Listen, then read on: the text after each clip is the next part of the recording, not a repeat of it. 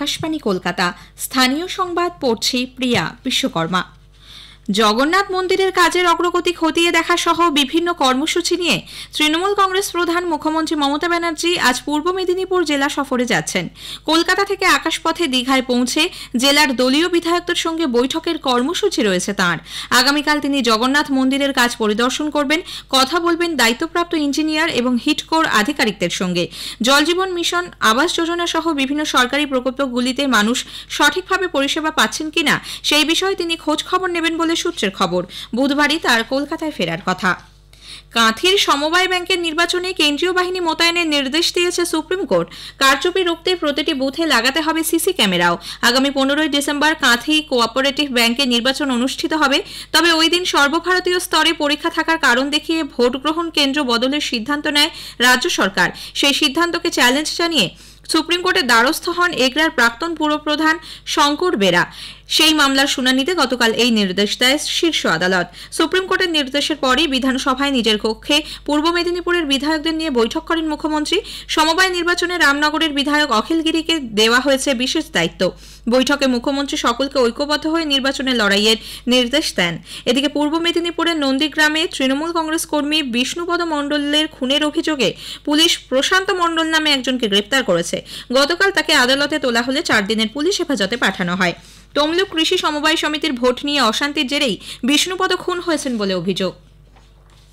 ধর্মের ভিত্তিতে সংরক্ষণ পাওয়া উচিত নয় বলে রাজ্যে ওবিসি শংসাপত্র বাতিলের বিরুদ্ধে মামলার শুনানিতে সুপ্রিম কোর্ট পর্যবেক্ষণে জানিয়েছে।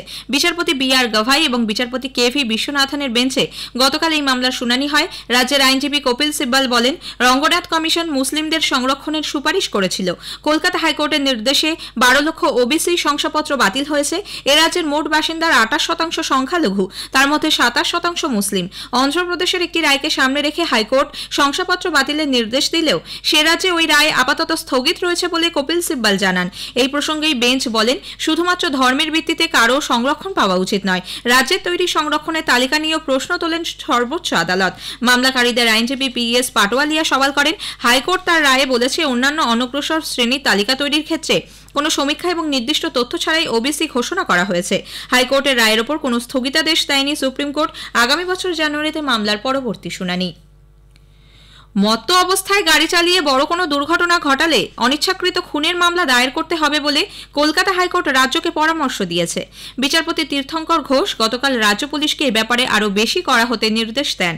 দুর্ঘটনায় কারো মৃত্যু হলে নতুন ধারা যোগ করার কথাও বলেছেন তিনি।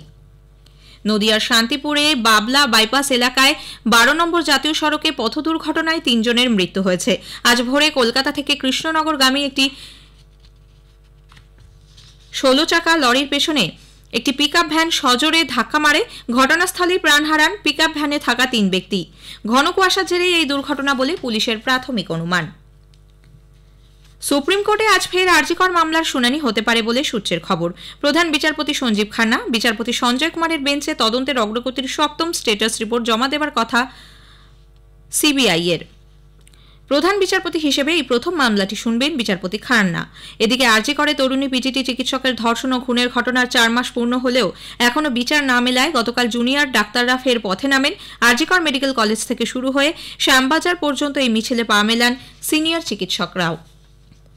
সাগর দত্ত মেডিকেল কলেজ হাসপাতালে থ্রেড কালচারের অভিযোগে সাসপেন্ড হওয়া 11 জন চিকিৎসক পড়ুয়াকে শর্ত সাপেক্ষে কলেজে ক্লাস করার অনুমতি দিয়েছে কলকাতা হাইকোর্ট।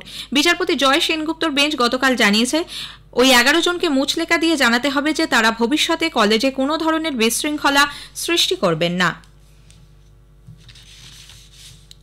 বালিগঞ্জ থানা এলাকার মুলায়ম স্ট্রিটে কল সেন্টারের আড়ালে প্রতারণা চক্র চালানোর অভিযোগে পুলিশ গতকাল 19 জনকে গ্রেপ্তার করেছে।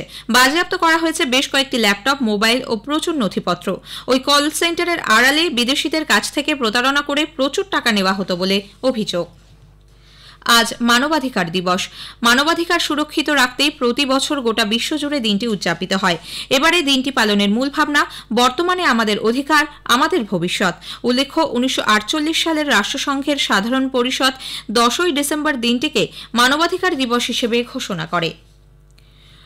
রক্ষণাবেক্ষণ, যন্ত্রপাতি সারাই ইত্যাদি কাজের জন্য আগামী 16 ডিসেম্বর সকাল 9টা থেকে পরদিন 17 ডিসেম্বর সকাল 6টা পর্যন্ত টালা পাম্পিং স্টেশন থেকে জল সরবরাহ বন্ধ থাকবে। কলকাতা পুরসভার তরফে এক বিজ্ঞপ্তিতে একথা জানানো হয়েছে। এর ফলে উত্তর ও মধ্য কলকাতার বেশ কিছু অংশ এবং দক্ষিণ কলকাতার কসবা এলাকায় ওই সময় জল সরবরাহ বন্ধ থাকবে।